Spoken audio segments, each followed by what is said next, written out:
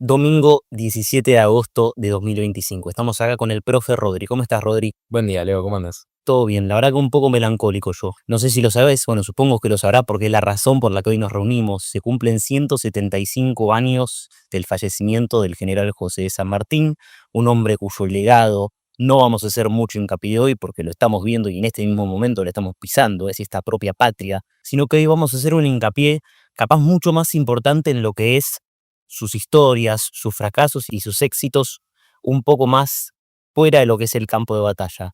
Por eso, Toti, yo quiero arrancar preguntándote a vos personalmente, ¿qué es lo que significa para vos un fanático y un enamorado de la historia argentina la figura de San Martín? Un tipo que yo desde mi ignorancia con la historia argentina me pregunto, ¿qué tan grosso habrá sido que hoy no se habla de aniversario de fallecimiento, sino de conmemoración de un paso hacia la inmortalidad?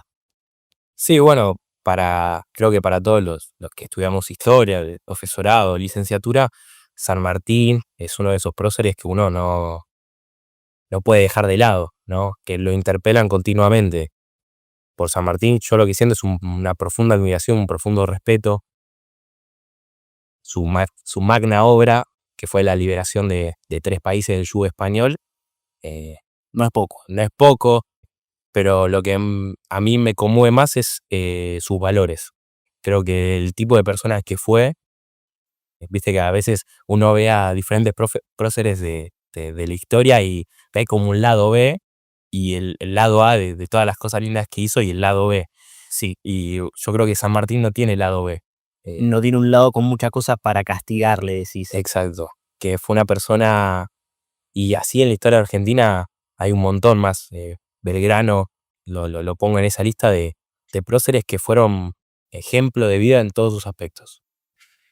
Estoy totalmente de acuerdo. Para entrar un poco en contexto y bueno, ver si podemos llegar a debatir un poco esa idea de si tiene o no un lado B, ¿te parece si arrancamos por el principio? San Martín nace acá en esta tierra, pero no nace en Argentina. Ponernos un poco en contexto. Bueno, San Martín nace en, en Chapeyú, en la provincia de Misiones. Mm, Sus padres, españoles, ambos, el padre nacido en el Reino de León, antes de que inicie todas las guerras, la Revolución Francesa. Mm, Bueno, ellos vienen acá porque el padre era un militar de alto rango y la Junta el Reino de España le, le encomienda la tarea de venir al Virreinato del Río de la Plata a formar a las milicias, a las milicias porteñas. Porteñas, digo, a los españoles que estaban acá. Claramente. Em, una vez encomendada esa tarea, al padre lo invitan a ser custodio de una de las tierras que habían dejado los jesuitas, la orden de los jesuitas, que son expulsados de América, eh, en el territorio del actual Uruguay, en León de la Caldera, si no me equivoco. Y bueno, ahí es donde nacen 3 de sus hermanos, eran 5 hermanos, los San Martín. Bueno, después luego al padre lo invitan a ser gobernador de Yapeyú, en la actual provincia de Misiones. Mm, La madre, por su lado, también española, hermana de uno de los gobernadores de Tucumán.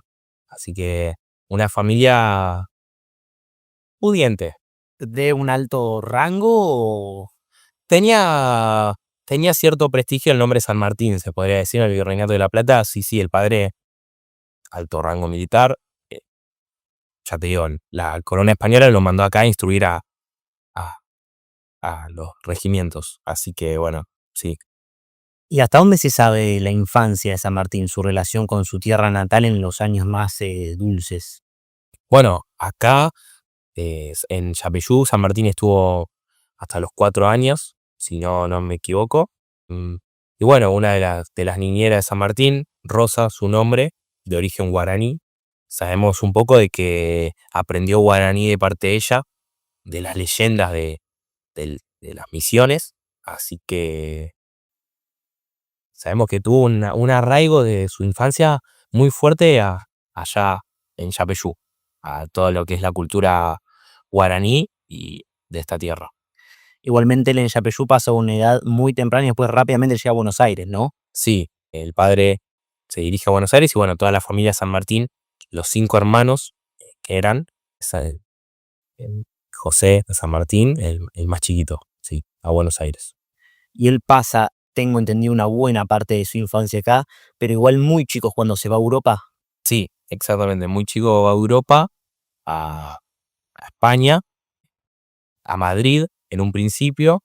El padre quería su ascenso antes de retirarse y la corona no, por uno u otro motivo, no se lo daba. Entonces ellos estuvieron una larga espera en Madrid antes de irse a Málaga. Y allá en España él se inserta tranquilamente. ¿Cómo es su ingreso por ejemplo, a la escuela? Bueno, San Martín, en esa espera en la que él está, que es un año en Madrid, y sus hermanos no están escolarizados. Bueno, si te fijas, Mitre habla de que él entró al seminario, él cursa los estudios en el seminario de nobles, ahí en Madrid. Bueno, esto no es cierto, la verdad es que no hay registros que, que comprueben que haya un San Martín inscripto en el seminario de nobles. Lo, lo que varios historiadores, no yo, no, varios historiadores Bueno, puede ser. se adjudican al porqué por ejemplo, Mitre diga esto, es que le querían dar a San Martín como este origen noble, ¿no? Enaltecer su figura de prosa, cosa que no tiene sentido. Creo que es mucho más valorable su verdadero origen, ¿no? Mejor un poco de la línea histórica. Hay muchas miradas acerca de San Martín, o sea, en lo que es historia argentina, los distintos relatos. ¿Hay mucho lío acerca de la figura de San Martín o está bastante esclarecido? En general en la historia lo que no son hechos fácticos tiene diferentes miradas, ¿no? Uno puede decir, bueno, sí, San Martín cruzó los Andes, eso nadie lo niega, pero después en las otras facetas de San Martín hay miradas contrapuestas, hay miradas que se cruzan que bueno, sí son dignas de escuchar y bueno, de comparar. Sí, o sea, tengo entendido, corregime si me equivoco, que hay, pese a que hoy se lo vea como una figura reivindicada en lo más alto, no siempre tuvo atrás un séquito de seguidores. Fue muy criticado durante ciertos momentos en la historia argentina, e incluso por gente muy cercana al Estado. Hablamos de Rivadavia. Sí, bueno, pensá que son hombres contemporáneos, ¿no? Han convivido, se han cruzado en esa época tan convulsionada de la Argentina, donde había muchos intereses contrapuestos. Lo que te puedo decir es que San Martín siempre se ligó a los intereses de la patria. Y bueno, eso en algunos sectores de la élite porteña, porque Buenos Aires siempre tuvo una élite porteña dominante, no gustaba. Entonces, ciertamente ahí sí fue muy criticado. Muy interesante que tenga ideas tan defensoras de la patria, siendo intelectualizado afuera del país, porque él pasa toda su formación intelectual por fuera del país, y habiendo defendido la bandera de España. ¿Cómo es todo el proceso de él como cadete y como militar en España? Bueno, él, muy chiquito, entró a ser militar en España como Bueno, cadete 2 años más o menos. a los 12, 13 años. 12 años, ¿era normal, era común o No, sí, era muy común. Además, vos pensás que eran guerras muy largas en donde era necesario tener batallones con una cantera Sí, una cantera. de futuras promesas? Así que desde muy chiquito San Martín entró a hacer carrera, que además era algo muy normal. En su familia, 2 hermanos de él también fueron militares, así que era algo muy normal en la época, o ser militar o ser sacerdote. Claro, como vos bien mencionaste también su padre, él arranca sus primeros batallones también allá en España. Sí, exactamente. Sí, sí. Él tiene muchos papeles fundamentales en diferentes batallas contra la Francia revolucionaria. Ahora vamos a hacer más, sigue hablando, pero vamos a hacer un hincapié en eso, porque hay un lío ahí que yo no entiendo. Napoleón, ¿revolucionario o no? No, No revolucionario. Hay una Francia revolucionaria y una no. sí, exactamente. ¿San Martín se enfrenta a las dos? San Martín combate contra Napoleón y contra la Francia revolucionaria. A los dos se enfrenta. Porque, bueno, te comento así sencillo, la Francia revolucionaria es la que toma la Bastilla y se enfrenta al poder monárquico, y la Francia de Napoleón es la Francia que le hace un poco el caballo de Troya a España y le pide permiso para pasar por sus tierras para ir a combatir a Portugal. Y cuando Napoleón invade Portugal, dice, bueno, che, ya que estamos en España, ocupémosla también. Y perdón, ya que estamos, hablemos del contemporáneo, Napoleón-San Martín. ¿Qué onda esa relación? Y se los han comparado mucho porque, bueno, Napoleón cruzó los Alpes. Entonces, cruzar los Alpes ¿Es comparable cruzar los Alpes y los Andes o es un chamullo? es un chamullo de aquellos. Tienen, en lo personal, que uno no puede ser objetivo en esto, cruzar los Andes es una hazaña mucho mayor. Mucho más peligroso, además. Sí, no, tiene una complejidad total. Además, uno tiene que pensar que San Martín, no voy a decir que el ejército de los Andes era un ejército improvisado, porque muy lejos de ello, pero el ejército de Napoleón tenía una formación mucho más larga, ¿no? Pero el ejército de los Andes, y lo demostró a lo largo de toda su campaña libertadora, estaba muy bien equipado y muy bien formado. Y en cuanto a los ideales, que por acá quería venir yo, ¿cuáles eran las ideas de San Martín? Si tuviese que explicarlo en lenguaje de hoy. Bueno, San Martín era un liberal, ¿sí? Era un liberal. Uno, a veces, uno piensa en monarquía y San Martín contrapuestos. La realidad es que tanto San Martín como Belgrano querían imponer una monarquía constitucional acá en el Río de la Plata, pero tiene un porqué esto. San Martín quería liberar a las provincias unidas del sur, al Río de la Plata, a la América, del yugo español, y cuando cae Napoleón en la batalla de Waterloo, en 1815, se da el Congreso de Viena, que es un congreso en donde varios países europeos vuelven a instalar las monarquías absolutistas, o sea, las monarquías que concentraban todos los poderes en una sola persona. Entonces, en 1816, ya me estoy adelantando un poco, tranquilo. La única opción viable que ven San Martín, Belgrano, Güemes, de que las potencias europeas reconozcan su independencia, la independencia de Argentina, es mediante una monarquía constitucional. O sea, mediante un rey, uno podía prever que las otras potencias legitimen su independencia. Porque vos pensás que la palabra república estaba muy mal vista en esos lados. Pero me contaste ayer que no en todos. Me contaste que por ahí había un grupo bastante silencioso, medio secreto, y que San Martín tenía algo que ver con esos pensadores. Sí, bueno, las logias masónicas. ¿Cuánto hay de mito? ¿Era tan misterioso como se dice hoy? Porque, a ver, vos me decís logia masónica, yo estoy pensando en un culto satánico de San Martín sacrificando al caballo blanco. No, bueno, eran, eran secretas, pero por una cuestión de que eran perseguidos, asesinados, torturados en esa Europa que demonizaba a la República, y ni hablar de la emancipación de esos países de América del yugo colonial. Bueno, hay mucho mito sobre las logias masónicas. La realidad que era gente que se juntaba a planear cómo emancipar su lugar de origen, su patria. Tenía este secretismo porque, bueno, como te dije, la palabra, eso de revolución, independencia en esos lados, no podía existir. No, era un grupo de pensadores perseguidos, no eran un culto satánico. No, muy lejos de eso, muy lejos de eso.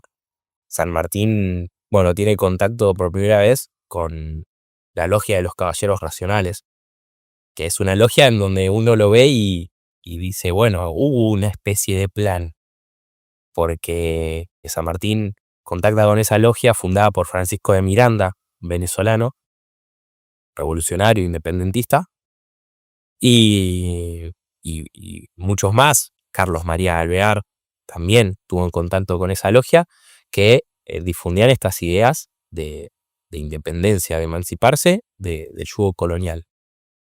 Uno puede ver también panfletos que repartían ellos o que dejaban en las calles de Europa hablando sobre esta emancipación. Entonces, eran secretas o que eran un culto, ahí queda demeritado. Queda demeritado, pero sí tenían que ser silenciosos, no podían levantar una bandera, un cartel en la puerta que diga la logia Lautaro acá, No, toca timbre 2. no, era imposible. Bueno, la Lautaro es la que se forma en la América, que es como una...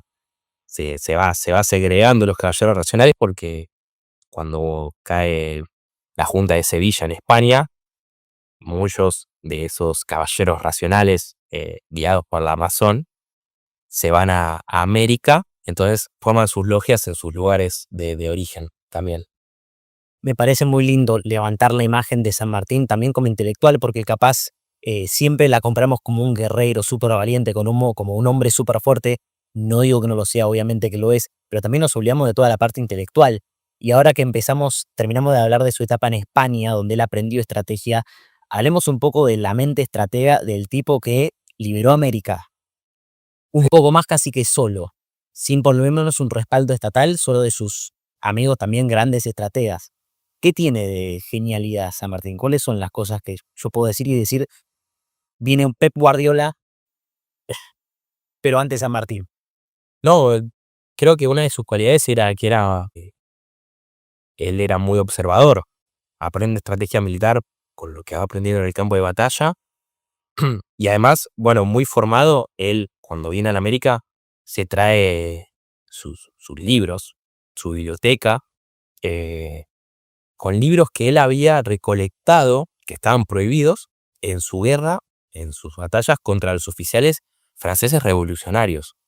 Él, los oficiales franceses le va mostrando, él va consiguiendo en los diferentes lugares en donde él batalló, estos libros prohibidos por la España colonial, por la España monárquica, perdón. Y yo encontrando estos libros de Rousseau, de Montesquieu, de Voltaire. Entonces, él los va leyendo y ahí va formando su pensamiento, ¿no?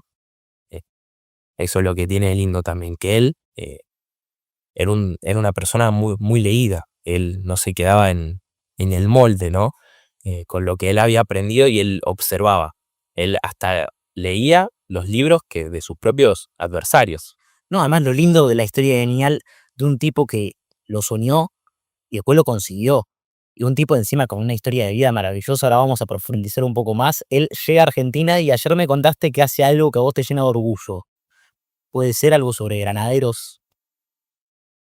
Bueno, él cuando llega acá en 1812, él al principio, el primer triunvirato, ¿no? Lo mira con desconfianza, porque, bueno, él es un oficial español con mucha carrera que luchó a favor de la monarquía y él llega a este territorio y que quiere liberarse de la monarquía española y lo miran con desconfianza, ¿no? Después Redón también lo tiene muy en la mira, pero al final ellos ven que eh, este oficial formado en España quiere prestar sus armas, su servicio para la independencia de donde nació. Entonces, bueno, no se lo pueden negar, ¿no? Desperdiciar un oficial tan formado. Entonces le encargan la formación de un regimiento, que es el regimiento de granaderos a caballo. Gran regimiento, muy bien formado. San Martín escribe para el regimiento de granaderos una serie de lineamientos, ¿no? De cómo debe ser un granadero, que se considera el primer libro de instrucción militar en la América. Ah, vino a dar a escuela. Vino a dar escuela, ya llegó y vino a dar escuela. Perdón, o sea, son los mismos granaderos de los actos presidenciales, es el mismo. Es el mismo uniforme, es todo, es lo mismo. ¡Wow! Ellos se forman en base a una serie de valores sanmartinianos. Sí, sí, sí. Sí, son Sí, con un invento, pues fuese literalmente un invento de él. Él rápidamente llega acá y consigue un cargo político. Recién estábamos hablando de sus ideales. Llega y es gobernador ¿en dónde? Bueno, es gobernador en Cuyo. Él primero lo mandan al ejército del norte, eh, porque en Buenos Aires, ya que hablamos tanto de lo político, cuando llega acá él forma la logia junto a varios más, a Carlos de Alvear, forma la logia Lautaro, que es una logia eh, justamente con el nombre de Lautaro, que era un indio mapuche, si no me equivoco, que luchó contra el ejército español, le cortaron los brazos y las dos manos, perdón, y en las manos se puso cuchillas. Y se lanzó, parece película, y se lanzó a luchar contra los españoles. Y bueno, le pusieron ese nombre a la logia Lautaro. Y Increíble. esa logia después se dividió en dos, entre los que apoyaban a Alvear y los que apoyaban a San Martín. Y Alvear, que tenía mayor peso político, consigue que lo manden al ejército del norte. En el ejército del norte, San Martín tenía la orden directa de asumir él como el comandante en jefe del ejército del norte, destituir a Belgrano, que era el encargado, y que Belgrano vuelva acá a Buenos Aires para ser enjuiciado por sus derrotas en Vilcapugio y Ayohuma. ¿Arranca la historia de amistad ahí o...? Y ahí arranca la famosa amistad entrañable. Sí, porque como siempre, San Martín haciendo lo correcto, él ve en Belgrano un hombre que está dispuesto a todo por la patria, como él. Entonces, San Martín menos que menos lo manda a Buenos Aires y él en el ejército del norte junto con Belgrano, después de estas derrotas tan duras que sufrió, uno también debe pensar que el ejército del norte estaba en constante combate porque desde el norte venían las incursiones españolas, desde el Alto Perú, ingresaban por Salta, por Tucumán, incluso de más arriba, y era un ejército muy desmoralizado, con pocos recursos, y Belgrano y San Martín, ambos en conjunto, yo creo que es una de las cosas más lindas que de la historia argentina. Los dos próceres más grandes de nuestro país se ponen a formar a estas milicias, a este ejército, abren como una escuela en donde a la mañana da clase Belgrano y a la tarde da clase San Martín. Mentira, ¿en serio? De verdad. Y logran poner de pie a ese ejército tan desmoralizado. Así que es muy lindo eso que pasa en el norte, que es donde además conoce a Güemes, que muy clave, figura clave para su cruce de la cordillera. Güemes, Belgrano, San Martín, una delantera que Da miedo, da mucho miedo. el más tranquilo No, mata a 3 españoles. Sí, te mata 16 franceses en la primera batalla. Bueno, y desde esta zona, que es un punto estratégico, o sea, visto por él empieza a planificar capaz la hazaña por la que lo recordamos a día de hoy, el caso por el cual acá estamos reunidos, ¿no? Sí, él cuando llega al ejército del norte, se da cuenta de que es complicado. Además, Belgrano le comenta, él en Vilcapugio de Ayohuma sufre duras derrotas. Y bueno, San Martín se da cuenta de que no es viable el paso por el Alto Perú, ¿no? por el norte, y que es necesario buscar otra alternativa. Y ahí empieza a cranearse el famoso cruce de los Andes. Sí. Hay como una ayuda general, ¿no? Creo que todo lo que es Cuyo, Güemes, hay como una historia de apoyo general de todos los que formaban parte, incluso de las mujeres, para la planificación de lo que es el cruce de los Andes. Es muy lindo. Yo creo que gran parte de ese cruce se lo vemos a la región Guyana, sin duda alguna. Yo creo no, es algo, es verdadero. Y hay una ayuda general. Güemes, cuando San Martín le empieza a idear todo esto, es una figura clave Güemes, porque San Martín le pide que le encomiende una tarea igual de importante que el cruce de los Andes, a mi parecer, que es aguantar las incursiones españolas que vienen del Alto Perú para que no ingresen al virreinato del Río de la Plata. Güemes consigue exitosamente hacer esto, ¿no? Lo podemos lo podemos ver.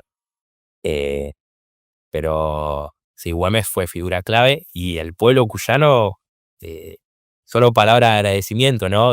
Un pueblo que San Martín le pidió ayuda y con fe ciega, el pueblo cuyano respondió. Dan en cierto punto un apoyo que el Estado a San Martín no le está dando. Con el Estado me refiero a lo que es el porteñocentrismo. Y sí, la verdad que sí. Vos pensás que San Martín, hay múltiples cartas de San Martín pidiendo ayuda, servicios a Buenos Aires, al gobierno central de Buenos Aires. Y Buenos Aires, por decirlo así, San Martín pedía 500 uniformes y le mandaban 200, 100, ¿no? Es un ejemplo que creo que pasaba.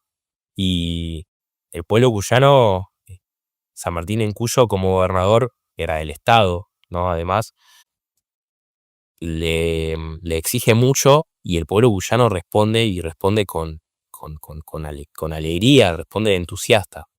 E independientemente de que le den la espalda, él igual se manda con su propio equipo de granaderos, corregime si me equivoco, a la conquista de Chile. Él forma un ejército de los Andes con granaderos y con la gente que va reclutando de la región y de todo el país. Sí, sí, sí. Había diferentes batallones en el ejército de los Andes.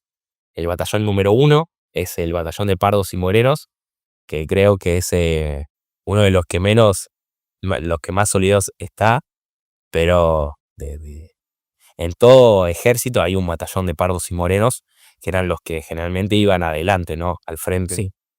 Por su condición de ser afrodescendientes, afroamericanos, por su color de piel. Entonces iban primero como infantería. Y San Martín pide a todos los rincones del virreinato, perdón, ya no es virreinato, de las Provincias Unidas, ayuda, pide que le manden personal para integrarse al ejército de los Andes. Es muy lindo además San Martín cuando le habla a Cuyo, a la región de Cuyo, él pide que las familias más pudientes de la región manden a sus hijos, los hijos desocupados, los hijos que no trabajen, que no estudien, que los manden. Y San Martín se enoja porque ve que esas familias no mandan a sus hijos, sino que mandan a sus esclavos.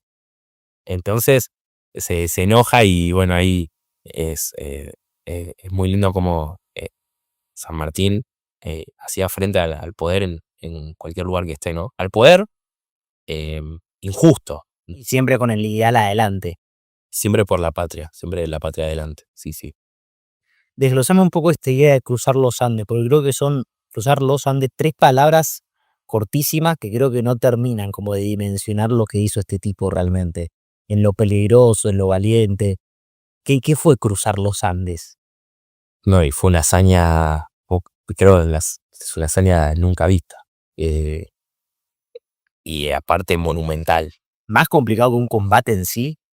Por supuesto, pero te lo firmo acá. Además, lo que poco se habla es que no fue un cruce por un solo lugar. Hubo varias columnas que cruzaron el largo de los Andes.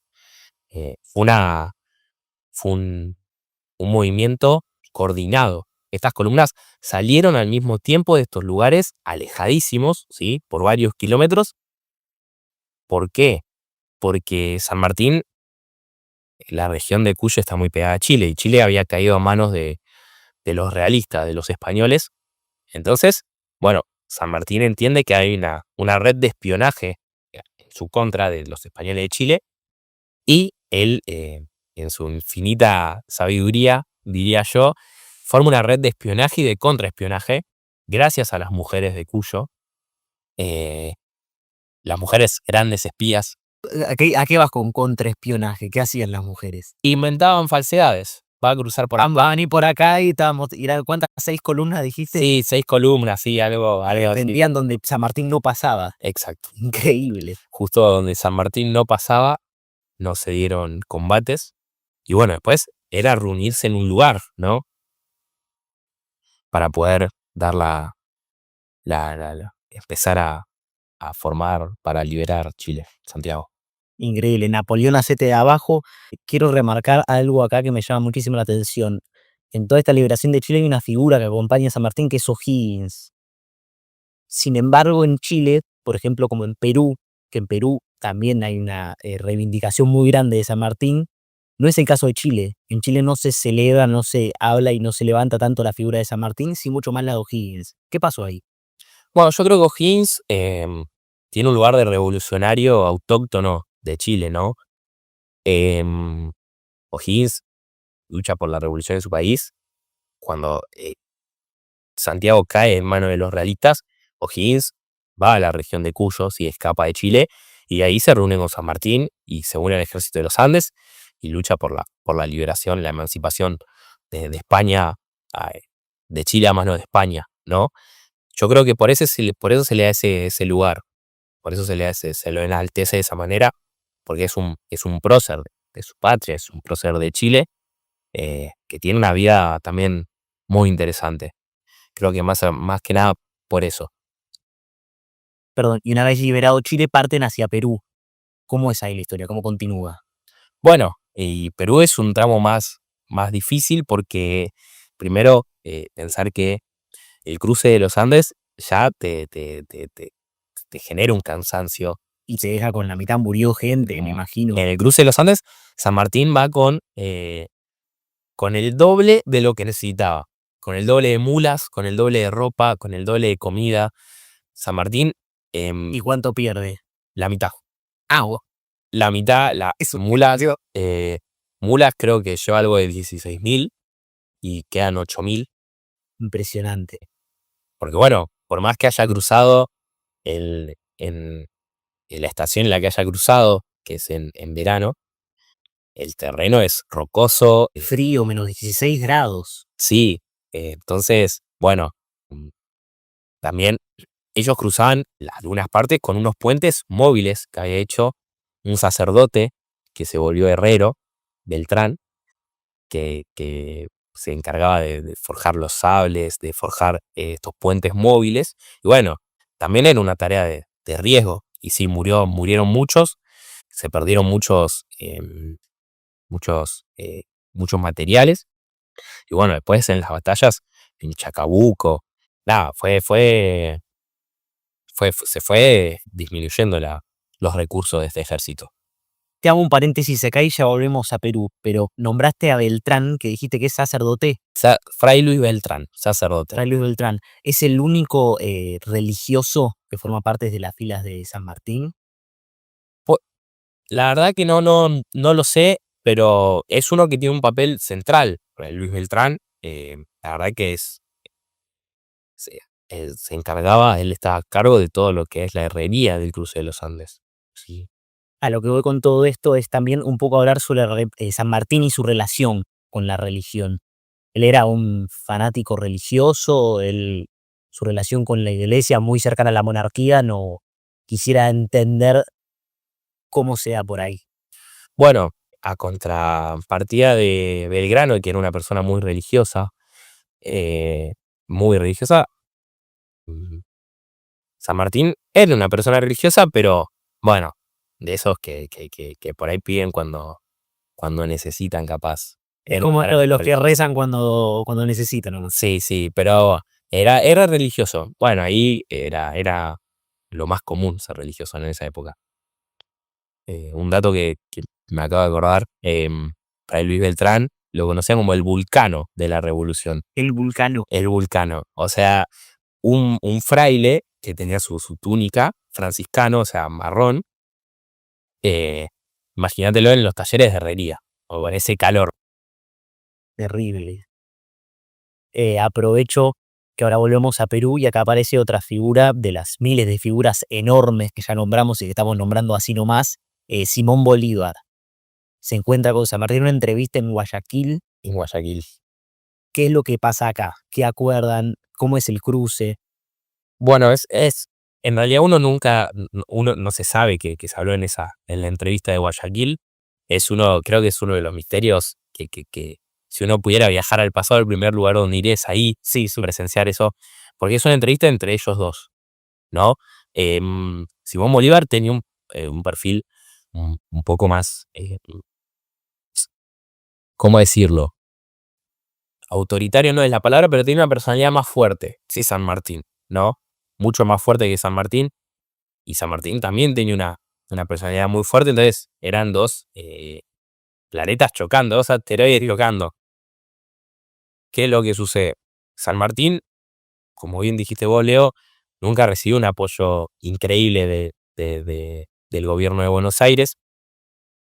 Todo lo hizo a pulmón, la verdad hay que decirlo. Y ya llegaba a Perú con un ejército que ya pedía auxilio, por favor. Sí, muy con pocos recursos, tenía muy pocos recursos. Sus soldados estaban cansados. Entonces, bueno, y San Martín estaba cansado de el renegar, puede ser así, el renegar contra dos enemigos, los realistas, y contra, incluso te digo tres, contra los realistas, renegar con su ejército y renegar con el centralismo porteño, con ese eh, gobierno que al fin y al cabo le estabas haciendo un bien, ¿no? Una ayuda. toda la vida jugando de visitante San Martín. Toda la vida fue de visitante, pobre, y bueno, él llega muy cansado a Guayaquil, a la entrevista de Guayaquil. Y él llega y en Guayaquil lo reciben con una fiesta, una profunda admiración entre ambos, entre Simón Bolívar y entre San Martín, que ambos son libertadores de América, ¿no? Y bueno, esa entrevista se decide que San Martín vuelve a las Provincias Unidas y le encomienda a su ejército a Simón Bolívar. San Martín da un paso al costado en esas guerras independentistas y vuelve a su tierra. Impresionante. Perdón, y vuelve a su tierra y se retira definitivamente de todo lo que es la milicia. Él ya muy, muy cansado. Fueron muchos años y sí, se retira completamente de lo que es las milicias. Y acá termina su etapa como liberador. Sí, ahí es como, ya está. ¿Qué más querés, no? Claro que, bueno, claro, yo le digo cómo termina su etapa como renuncia a San Martín. Sí, renunció al puesto de DT, pero sí, ahí termina su etapa. Vicente. Y a partir de acá, ¿qué es de su vida? Bueno, él estuvo un tiempo acá en las Provincias Unidas, acá en Argentina, y después el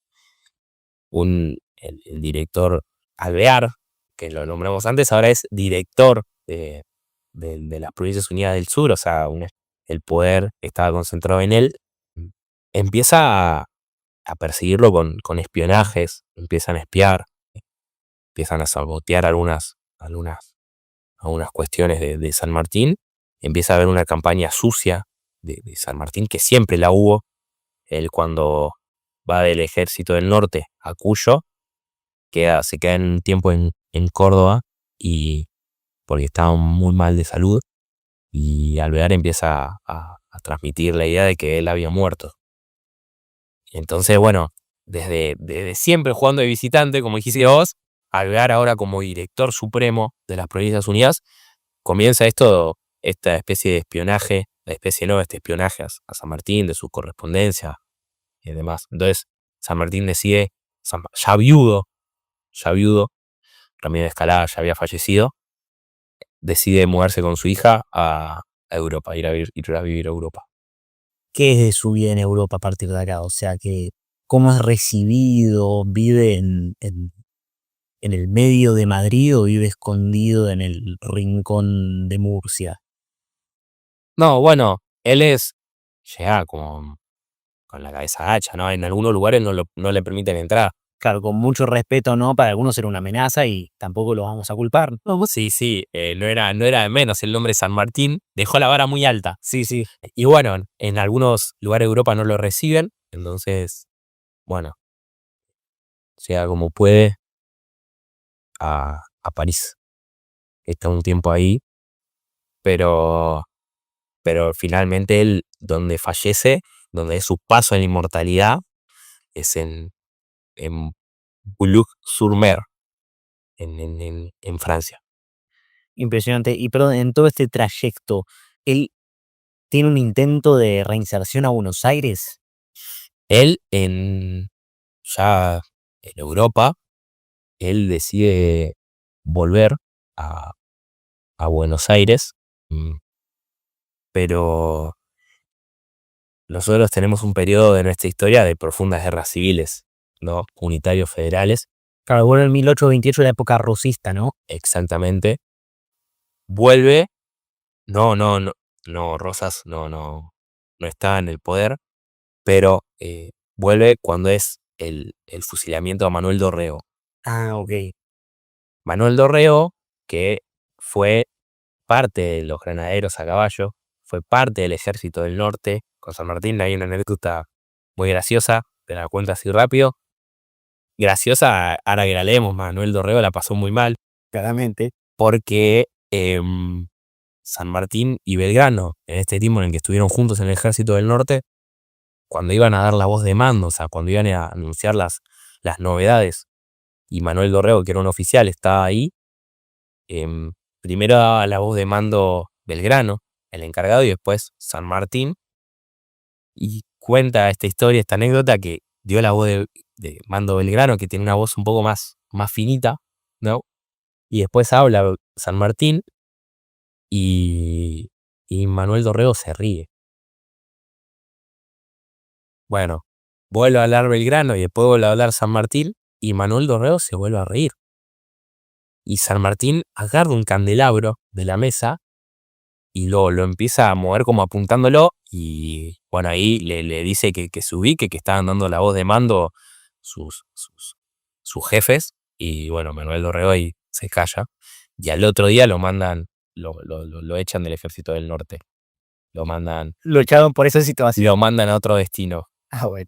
Pero sin decir que Manuel Dorrego era una persona muy querida por San Martín, con un profundo respeto, pero tienen esta situación que, bueno, él cuando llega acá en 1828 nunca se baja del barco del que él llega, nunca desciende, porque él sabía que lo iban a utilizar. Él cuando hay una, cuando recién llega no, pero hace poco había llegado en 1813, si no me equivoco, hay un levantamiento de Estanislao López en Santa Fe, un levantamiento federal, mandan a San Martín a que reprima este alzamiento y él se niega, porque él decía que su sable no, em, él se negaba a utilizar su sable en contra de sus compatriotas por opiniones políticas. Entonces, bueno, ahí también uno ve los valores de San Martín. Y él no baja del barco, le entristece mucho la situación de la muerte de Dorrego y nunca termina desembarcando acá. Impresionante. Más que nada, o sea, lo triste, como vos decís, por una cuestión de ideales políticos y de que él se iba a sentir claramente utilizado por dos bandos que al fin y al cabo él consideraba compatriotas a los dos. Exactamente. Volvamos al tema y ya vamos redondeando su historia, después vamos a tocar un poco más la personalidad a él en general, su muerte. Él, como vos bien dijiste, muere en Boulogne-Sur, muere totalmente alejado, exiliado es la palabra, si no me equivoco. Sí, él se autoexilia, por así decirlo, por las maniobras desgraciadas que Alvear hace contra su persona, entonces buscando un poco de tranquilidad se va. Sí, sí, él muere ahí en Francia. Increíble. Y bueno, ya para ir redondeando, ir cerrando esta charla, quiero hacerte una pregunta que sé que te va a gustar mucho responder. ¿Qué tanto podemos saber de San Martín? ¿Qué tanto podemos saber de él a través de lo que son sus cartas? Podemos saber que la patria era ¿viste esto de Dios, patria y familia? Sí, Bueno, era patria, patria, patria, familia. eh, Él sobrepuso su vida para, para la, para la liberación de América, ¿no? Porque, bueno, hablar de solo patria, hablar solo de acá de Argentina queda corto, ¿no? Él fue por Chile y fue por Perú. Vamos a ver eso, una persona con profundos valores y muy, muy, muy arraigados, y que, bueno, él tenía muy claro lo que quería acá, lo que quería hacer acá. Es muy emocionante hablar de San Martín y de cómo antepuso su vida, antepuso sus intereses antepuso los intereses de la patria sobre sus intereses. Y bueno, ya que estamos, algo que quieras redondear algo más, o sea, claramente esta es la charla infinita, no podríamos estar llenándolo de flores todo el día, pero para redondear, ¿hay algo más que te gustaría agregar? ¿Hay algo con lo que te gustaría cerrar este estudio que hicimos de San Martín? Bueno, un poco vamos a hablar de cuando vuelve su cuerpo repatriado. Se dice que lo esperaban 7 granaderos que aparecieron así, ancianos, ya Sí. granaderos ancianos. Se dice que aparecieron 7 y que llevaron el féretro de San Martín hasta donde él iba a ser sepultado, y de ese momento los que custodian la tumba de San Martín son 7 granaderos. Se dice que esos granaderos llegaron, lo dejaron y se fueron, desaparecieron, y no se conoce su identidad. Nada. Y de ese momento los granaderos a caballo que custodian la tumba de San Martín, su féretro, son 7. Hubo muchos problemas, ¿no? Con la vuelta del cuerpo de San Martín acá a la Argentina. Sí, como la historia argentina en general, la cuestión del retorno es muy difícil. El reconocimiento de los tipos que te salvan es muy difícil. Sí, de reconocer a la persona exactamente. Bueno, San Martín muere en la pobreza, no sé si lo dijimos. Sí, hubo mucho. El problema de estos grandes próceres es que después de, cuando ya no tienen voz, las artimañas para utilizarlo políticamente son muchas. Claro. Entonces, a falta de voz, esta utilización política de su cuerpo, bueno, fue difícil. Sí. Claro, lo utilizaron incluso antes de morir y también post-mortem, o sea, ¿no? Exactamente. Antes de morir él tenía su voz, la podía utilizar para desmentir, pero Muere pobre, pero por lo menos la voz le quedaba como para escribir una carta diciendo todo lo que están escribiendo sobre mí es absolutamente falso. Una vez muerto ya. exactamente. Pero sí, siempre queriendo ser utilizado. Siempre viendo ser utilizado. La verdad que una historia bastante linda, una historia de película la de San Martín. Hay películas, hay libros, ¿qué nos puedes recomendar? Bueno, algo pesado, pero para leer en fragmentos es muy linda la biografía que le hace Mitre, la primer biografía que le hace Mitre a San Martín y a Belgrano. Largas, pesadas. Leerla por fragmentos es muy linda. Y bueno, algo más tranquilo, el libro de Felipe Piña, La voz del gran jefe. Un libro un poco largo, pero muy lindo también. Mucho más moderna la escritura, me Es imagino. mucho más moderna la escritura, utiliza el lenguaje más moderno. Sí. Así que bueno, Tuti, si no tenés nada más que agregar, a mí me parece que con esto ya estamos perfectamente bien. Me parece que pudimos redondear bastante bien varias de las ideas y personalidad del gran jefe. Les aviso que con Toti vamos a estar probablemente hablando de distintos próceres en sus debidas fechas de nacimiento, de fallecimiento. De eso ya, Toti, vos me explicarás bien cómo es el calendario de cada prócer. ¿Qué nos sigue? Y bueno, ahora podemos hablar el Día de la Soberanía Nacional, Yo estoy, la vuelta obligado. ya que estoy acá a 4 cuadras. Bueno, estamos para eso. Así que bueno, recuerden que pueden seguirnos en Animal Social, recuerden que ya no somos Animals Medios, sino que nos separamos en Animal Social, para poder seguir escuchando Toti, en Animals Sports, van a poder seguir escuchándome también a mí, en ambas, porque soy muy pesado y me gusta estar en todas. Les mando un saludo enorme a todos los que se quedaron hasta el final, muchísimas gracias, esto fue una producción de Animals Social. Hasta luego, chao Toti. Nos vemos.